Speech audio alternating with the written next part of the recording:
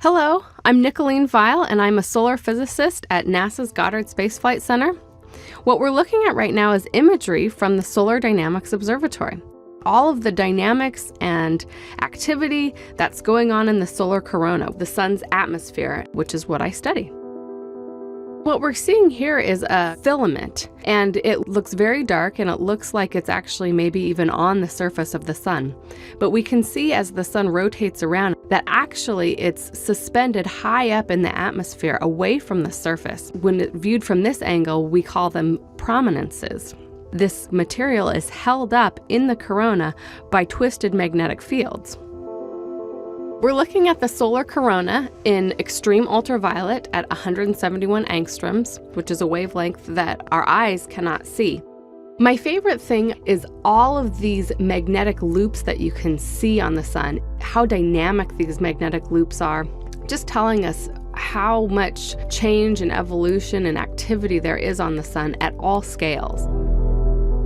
We can see on the northern part of the sun that a prominence rotates onto the disk of the sun and then it erupts in a giant coronal mass ejection. And all of that magnetic energy and all of the plasma that was trapped on those magnetic field lines launches out into the solar system. We're watching the sun rotate right now. This is one of the basic features of the sun, and it takes about a month for the sun to rotate fully around and to see the same spot on the sun come back. We're seeing the sun rotate so quickly in this movie because it's time-lapsed.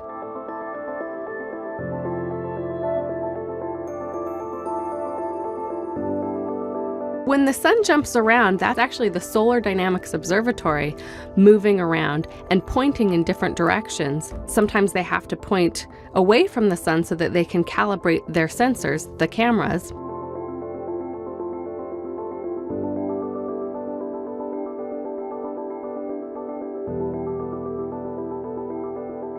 When we see the frames go dark, that's eclipse season. So that's when the Solar Dynamics Observatory, which is orbiting the Earth, goes behind the Earth, and the Earth is between the Solar Dynamics Observatory and the sun, and so the Earth eclipses the images.